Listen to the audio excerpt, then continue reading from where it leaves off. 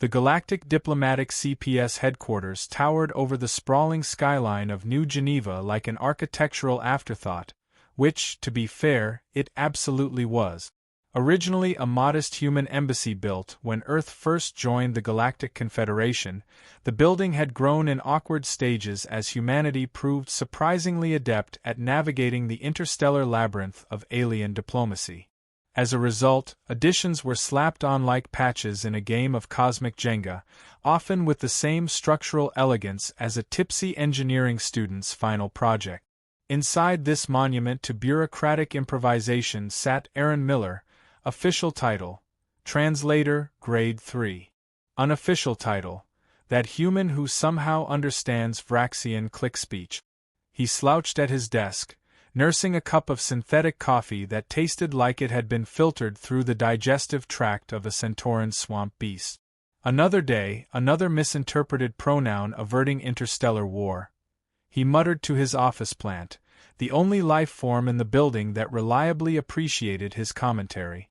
The plant, a sturdy specimen from Proxima Centauri, tilted toward him slightly. Possibly phototropism. Possibly sympathy.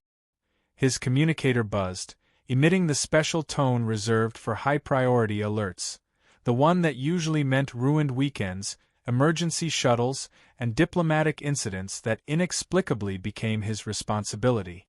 Translator Grade 3 Miller, barked the voice of Director Joe Katarks, the Arcturian's gravelly tone managing to convey both urgency and disdain with evolutionary precision. Report to Diplomatic Bay 7 immediately. Alpha level priority. Alpha? Did someone accidentally declare war via menu mistranslation again? Aaron asked, already strapping on his translation gear. This is not a humorous situation, Miller. The Duraxian Coalition and Vuel Hegemony have requested an emergency summit. Hostilities are imminent. That wiped the smirk off his face. The Duraxians and the Vuel had been locked in a cold war for decades. If they were suddenly talking, something had gone very, very wrong. I'm en route, Aaron said, grabbing his gear. And Miller, the director added, remember, you represent humanity. Try to keep the sarcasm to a minimum. The line cut before Aaron could point out that sarcasm was humanity's primary defense mechanism in a galaxy full of beings with armor plating, psychic weapons, or both. 17 minutes later, Aaron was aboard a diplomatic shuttle heading for Harmonia, a neutral station floating precisely between Duraxian and Vuel territory. Just agreeing on the station's location had taken 17 years of tense negotiations.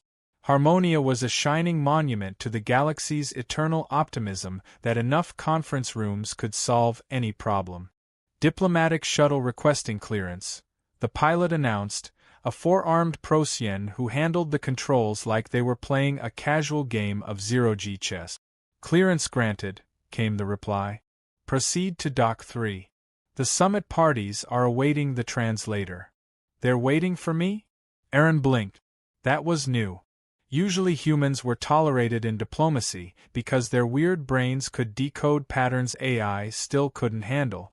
Being waited on was practically an honor.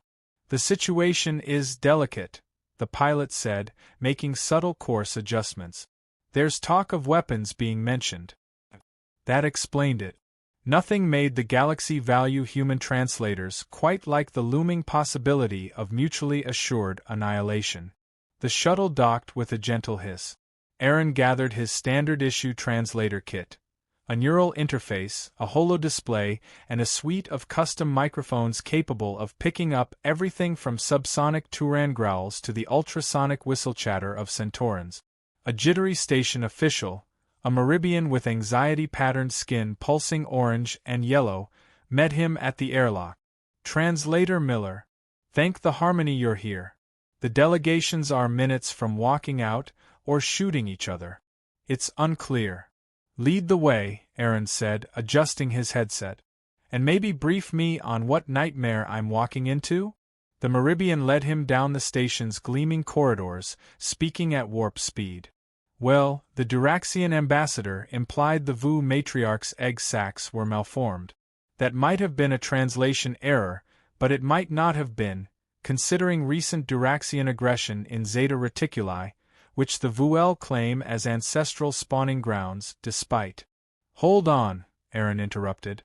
Did someone actually insult the Vu matriarch's egg sacs? Well, maybe. That's why you're here. The last translator, fled. Claimed diplomatic immunity.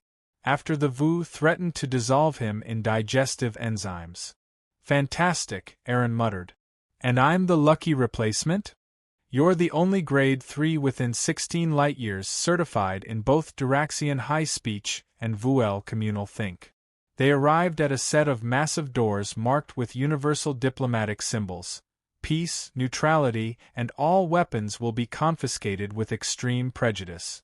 2 security officers stood watch. One a towering Jian with armor like a tank's shell, the other a gaseous Etherion encased in a shimmering containment suit. Arms out, the Jian growled, waving a scanner. I'm just the translator, Aaron said, complying. Everyone says that, burbled the gas cloud. Last year, a translator smuggled in a quantum destabilizer disguised as a syntax manual. That's kind of impressive, Aaron admitted. Security cleared, he stepped into the summit chamber, a vast, circular space designed to accommodate the galaxy's finest diversity of atmospheres, body types, and territorial quirks.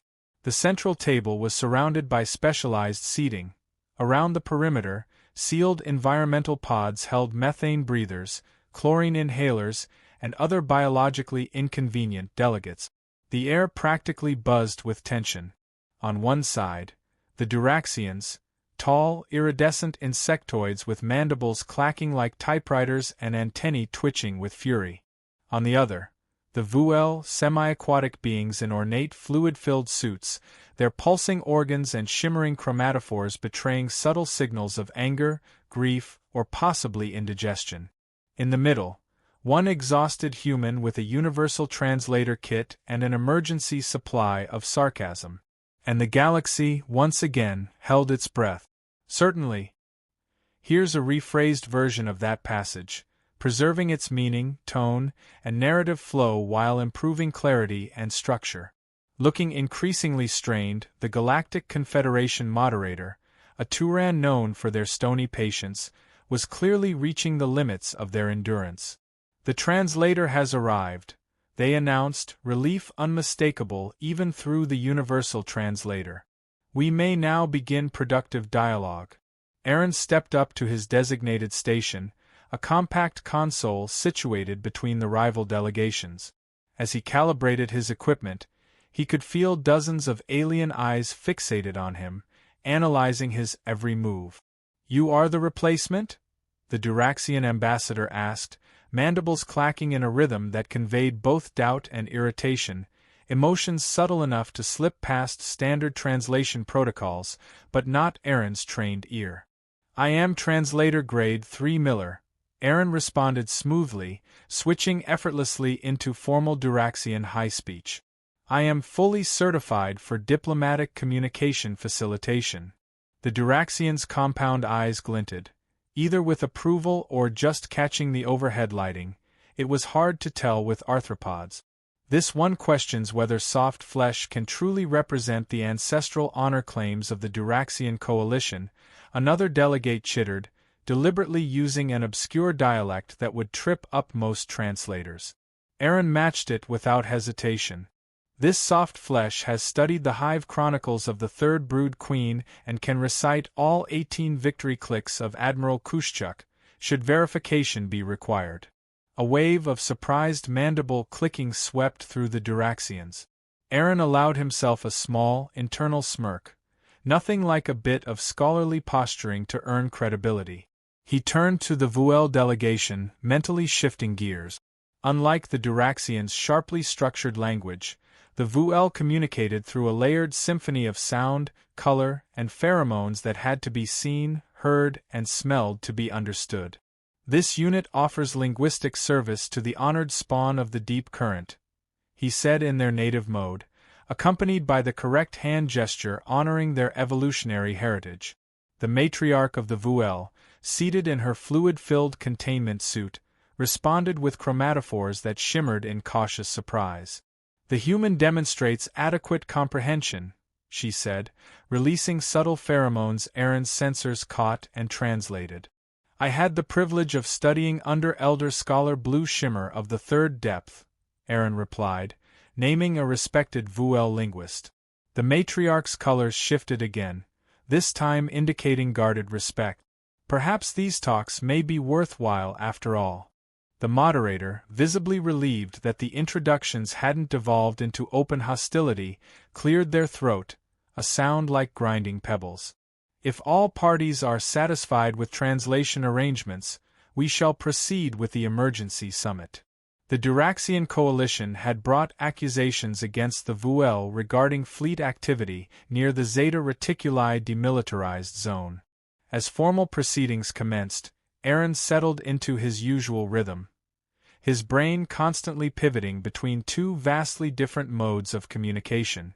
The neural interface helped, but it was his uniquely human capacity for linguistic pattern recognition that did the heavy lifting. But something felt off.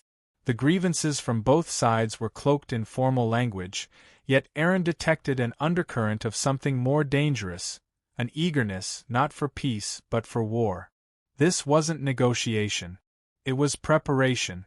During one particularly incendiary statement from the Duraxians regarding necessary defensive posturing, Aaron caught a flicker from a minor Vuel delegate's chromatophores, a color pattern that didn't align with their official message. It was quick, almost imperceptible, but translated roughly as, "Proceed as planned." Aaron's translation hitched for half a second. "Is there a problem, Translator Miller?" the moderator asked. Aaron quickly regained composure. "No, sir. Just ensuring accuracy on a nuanced idiom." He resumed his role, outwardly professional, while his mind spun through what he'd just seen. Something deeper was unfolding here, something neither delegation was openly admitting. And as far as Aaron could tell, no one else had noticed. The chamber had grown more crowded with each passing minute. Additional delegates from surrounding systems were arriving under the guise of peacekeeping, though in truth they were protecting their own interests in case violence broke out. The Turan moderator looked like he'd rather retire to a cave and meditate for a century. "The Duraxian coalition categorically denies all accusations of militarizing the buffer zone," the ambassador stated, mandibles twitching with calculated outrage, though Aaron also recognized subtle linguistic cues of satisfaction. "Our activities in the region are purely for research and economic development." Aaron translated, noting the strategic use of modal verbs, word choices that left enough ambiguity to allow future escalation under the guise of plausible deniability. "Scientific research that requires quantum disruptors and phase cannons?" the Vuel matriarch replied, her containment suit rippling with chromatophore patterns of disbelief.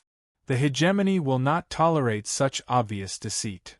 Aaron translated her words, also mentally filing away the use of idioms historically associated with pre-wartime rhetoric. It was as if both sides were acting out a well-rehearsed performance, playing the roles of diplomats while laying the groundwork for conflict. A Meribian delegate spoke up, skin pulsing with conciliatory color tones. "Perhaps we could form a joint monitoring committee to ensure treaty compliance?" Too reasonable, apparently. The Duraxian and Vuel delegations both erupted into a chaotic chorus of overlapping objections, pushing Aaron to the limits of his multitasking abilities. "With respect," he said firmly, turning to the moderator, "I recommend hearing one delegation at a time to preserve translation accuracy." The Turan moderator nodded gratefully. "An excellent proposal. The Duraxian coalition may proceed." Here's a rephrased version of those lines, keeping the tone tight, professional, and layered with intrigue. Following the Vu hegemony's statement, the Duraxian ambassador launched into a sweeping declaration of sovereignty rights. As Aaron translated the increasingly inflammatory rhetoric, he caught a detail most would miss. A minor delegate from the Jovian Confederacy, encased in a shimmering, high-pressure exosuit, was discreetly accessing a communication terminal.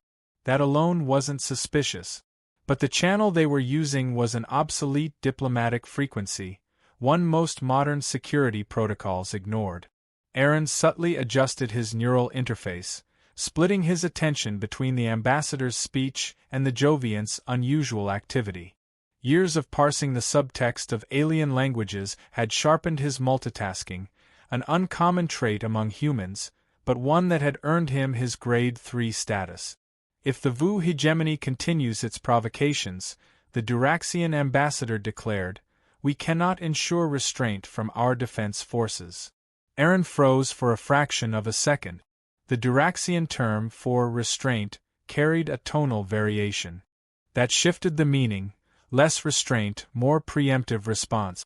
Most translators would miss it. Aaron didn't. Weighing the risk, he softened the translation. We may be forced into a defensive stance. A deliberate downgrade in aggression. The Vu matriarch responded after a beat, her chromatophores flickering with surprise. The hegemony has no intent to provoke, she said. Our presence is simply to protect our trade corridors. But Aaron noted the phrasing again. The term for protect used a chromatic tone that implied capability for attack. He rephrased. Our movements are intended to ensure safe commerce. The Duraxian ambassador twitched, possibly confused. The matriarch narrowed her eye stalks. Aaron remained composed, though his mind raced. He was tampering gently, but deliberately. If caught, it could cost him everything. But the alternative felt worse. Because what was unfolding in that chamber wasn't diplomacy, it was theater. And the Jovian delegate, now finished with their covert message, watched the proceedings with detached interest. Aaron longed to know what they had sent, but without access to that channel, all he had was suspicion. The negotiations dragged on, interspersed with vague peace proposals that were clearly designed to fail. Aaron continued his fine balancing act, adjusting the language just enough to keep tempers in check without erasing the core of what was said. During a brief recess, Aaron took the opportunity to review his neural log. Side-by-side comparisons of the original statements and his translations painted a troubling picture. Both delegations were using superficially conciliatory language wrapped around deeply aggressive subtext. The pattern was too precise to be accidental. Translator Miller. Aaron looked up. Ambassador Nixel stood before him, an Arcturian, their crystalline eyes gleaming with calm insight. Neutrality incarnate. Ambassador, Aaron nodded, quickly minimizing his analysis. I've noticed, Nixel said softly, you've been modulating certain phrases. Most intriguing. Aaron stiffened. I assure you, I'm providing accurate context-sensitive translations. Indeed. One might say you're offering the truth, if peace were the goal. The words lingered like a charge in the air. I'm not sure I understand your meaning, Aaron said. Oh, I think you do. Nixel glanced subtly toward the Jovian delegate. Not all players sit at the table. With that cryptic remark, the Arcturian walked away, leaving Aaron unsure whether he'd just been warned, or invited into something larger. The recess ended. Delegates returned. The Turan moderator resumed with steely determination. We now address the incident in the Proxima Centauri shipping lane. The Vu hegemony claims a civilian transport was fired upon by Duraxian vessels. The Duraxian ambassador snapped his mandibles in outrage. A blatant falsehood. That ship was military, masquerading as civilian, and entered sovereign space despite repeated warnings. Aaron translated, again softening terms that implied aggression, but then noticed something new. A junior Duraxian delegate making a subtle hand gesture toward someone on the Vu side. Not part of any diplomatic protocol he knew. Moments later, the Vu matriarch's containment suit shimmered furiously, her chromatophores flashing outrage. The hegemony will not tolerate slander. The ship was unarmed and clearly marked as civilian. This is an act of war. As Aaron prepared to translate, a sudden commotion erupted from an environmental chamber. A methane-breathing Glyan diplomat was flailing, its translator spitting static. Breaking news, Duraxian outpost under attack. VU forces. The chamber descended into chaos. Duraxians stood, mandibles clacking. VU containment suits rippled in outrage. The moderator shouted for order, voice strained. In the uproar, Aaron spotted the Jovian delegate slipping quietly out. Heart pounding, he muttered something about a systems check and followed. The station's corridors were strangely deserted, most staff occupied or preparing for possible evacuation. He trailed the Jovian's shimmering exosuit to a restricted area marked for secure communications. Aaron hesitated. No clearance. Unauthorized entry would count as espionage. But walking away meant letting a war unfold. He took out his credentials and approached the scanner. Translator Grade 3 Miller, he said firmly. Emergency Communication Interface, Summit Relevance. A pause. Then, access granted. Startled, Aaron stepped inside. The comms room was humming, panels glowing with status indicators, but the Jovian delegate was nowhere in sight. As he moved cautiously through the equipment, he heard it, a low hum behind a sealed door. And then, voices. One, unmistakably the Jovian. The other. Certainly. Here's a rephrased version of your scene, preserving the dramatic tension and narrative clarity while tightening the language for smoother flow. The unfamiliar voice crackled through the Jovian's communication feed. The timeline has accelerated, the Jovian said. The incident report was transmitted as planned. But the human translator is causing complications. Explain, demanded a second voice, harsh, metallic, and species unidentifiable to Aaron's ear. He's modifying key phrases, the Jovian replied. Instead of inflaming tensions, he's softening them. The delegations are receiving mixed signals. A pause. Unexpected. Humans aren't known for subtle diplomacy. Is he working with the Arcturans? Unknown. But he must be neutralized before he disrupts the sequence further. Aaron's blood ran cold. The sequence. His suspicions were correct. This summit was never meant to prevent war. It was a performance, a setup. And now, he was a problem. Proceed with the next phase, the unknown voice ordered. We can't wait for ideal conditions. The fleets are already in position. Understood. The fabricated evidence has been planted in both delegations' secure channels. When discovered, each will blame the other for the current attack and the forged intel. Elegant, the voice said approvingly. And the human? A tragic casualty. A translator who misunderstood critical security data during a crisis. Unfortunate, but believable. That was enough. Aaron backed away, mind racing. He had to warn someone, but who would believe a Grade 3 translator with no proof? As he turned, his translator module grazed a metal rack with a soft clink. Silence. Security scan now, the voice barked. Aaron bolted. Behind him, the sealed door hissed open. He didn't look back, just sprinted through the comms center. Security breach in Communications Section Delta, the station AI blared. Initiating Protocol Omega.